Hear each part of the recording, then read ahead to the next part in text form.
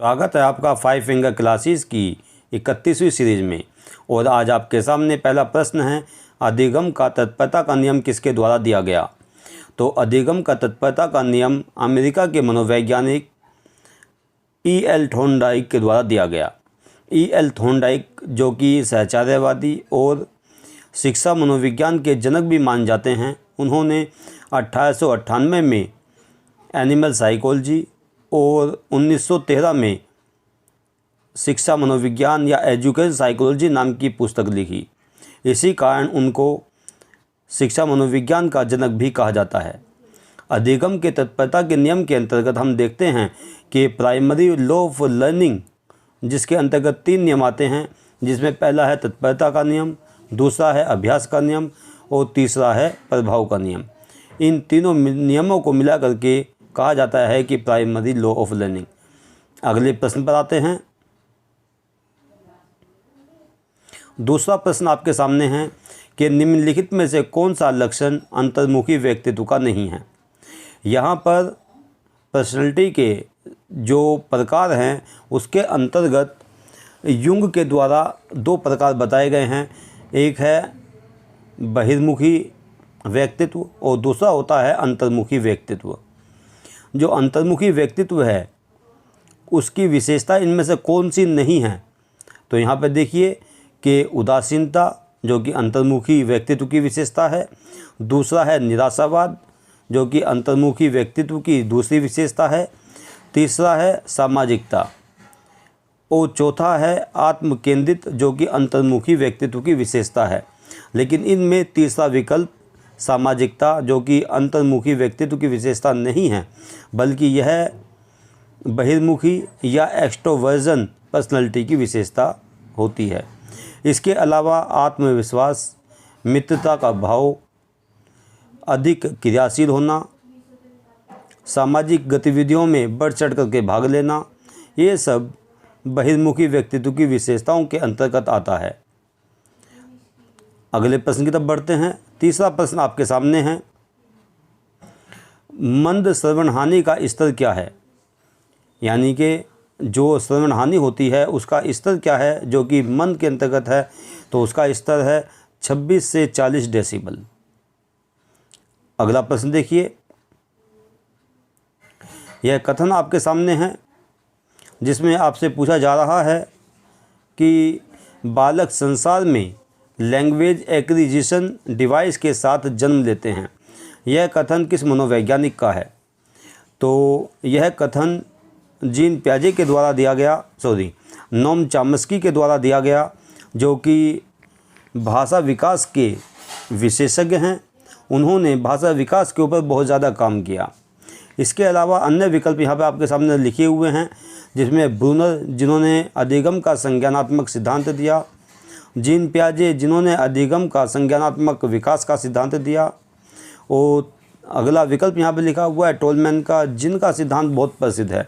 उन्होंने sign theory of learning सिद्धांत दिया, जो कि शिक्षा मनोविज्ञान और मनोविज्ञान के क्षेत्र में बहुत महत्वपूर्ण स्थान रखता है। और यहीं से ही, यानी कि टोलमैन के साइन थ्योरी ऑफ लर्निंग से ही संज्ञानात्मक विकास की प्रक्रिया को बल मिला। अगला प्रश्न आता है आपके सामने, 5वां प्रश्न है, उत्तर बाल्यावस्था में बालक किन भौतिक इकाइयों के परिवर्तन को समझते हैं। तो यहाँ पर आपके सामने लिखा हुआ है भौतिक इकाइयों के परिवर्तन, यानी कि जो भौतिक इकाइयाँ होती हैं, मात्रक हैं, यूनिट्स हैं, उनमें जो परिवर्तन होता है, उन परिवर्तनों को जो समझते हैं तो उसको दिया गया है कि वो कौन सी स्थिति है। यहाँ पे देखिए कि चौथा विकल्प यहाँ पर बिल्कुल सही है, जिसमें बालक उत्तर बाल्यावस्था में भौतिक इकाइयों के परिवर्तन को समझने लगते हैं, जिसमें मात्रा, क्वांटिटी, अंक या डिजिट, वो क्षेत्र या एरिया को वो लोग समझने लगते हैं। यानी कि जो भौतिक इकाइयों में जो परिवर्तन आते हैं, उन परिवर्तनों के बारे में वो जानना शुरू कर देते हैं। अगले प्रश्न की तरफ आते हैं। 6ठा प्रश्न आपके सामने है, शिशुओं एवं छोटे बच्चों की समस्याओं के अध्ययन के लिए उपयुक्त विधि कौन सी है। तो इसका सही उत्तर है व्यक्तिगत अध्ययन, अर्थात इसको हम केस स्टडी भी कहते हैं। छोटे बच्चों की समस्याओं का समाधान करने के लिए मनोवैज्ञानिकों के द्वारा या शिक्षकों के द्वारा व्यक्तिगत अध्ययन विधि का प्रयोग किया जाता है। 7वां प्रश्न आपके सामने है, निम्नलिखित में से किस अवस्था में शब्दों को दोहराने की प्रवृत्ति विशेष रूप से पाई जाती है। यानी कि शब्दों का, डिजिट्स का या क्रियाओं का जो रिपीटिशन है वो रिपीटिशन किस अवस्था में ज़्यादा दिखाई देता है। तो इसका सही उत्तर है उत्तर बाल्यावस्था में। यानी कि उत्तर बाल्यावस्था का बालक, जो कि अवधि होती है 9 वर्ष से 12 वर्ष की, उस अवधि में बालक हर क्रिया को पुनरावृत्ति के माध्यम से सीखने का प्रयास करता है और शब्दों ही नहीं बल्कि क्रियाओं को भी बार बार दोहराता है। 8वां प्रश्न आपके सामने, किशोर अवस्था की विशेषताओं को सर्वोत्तम रूप में व्यक्त करने वाला शब्द है। तो वह शब्द है समायोजन, जो कि किशोर अवस्था की विशेषताओं को मुख्य रूप से प्रकट करता है या व्यक्त करता है। समायोजन 3 प्रकार का होता है, जिसमें फैमिली एडजस्टमेंट या होम एडजस्टमेंट, दूसरा हेल्थ एडजस्टमेंट और तीसरा इमोशनल एडजस्टमेंट। इसके अलावा 2 अन्य एडजस्टमेंट के प्रकार बताए गए हैं, जिसमें स्कूल एडजस्टमेंट और सोशल एडजस्टमेंट भी इसमें शामिल किया जाता है। इस प्रकार से कुल मिलाकर के 5 समायोजन के प्रकार होते हैं। अगला प्रश्न देखिए, MRI की एक प्रक्रिया है। ये फिल इन द ब्लैंक दिया हुआ है यहाँ पर। MRI की एक प्रक्रिया है, तो MRI का जो संबंध है वह तंत्रिका प्रतिबिंब से होता है। अगला प्रश्न देखिए, जीन प्याजे के सिद्धांत में पराधीन नैतिकता के दौरान दिखाई देती है।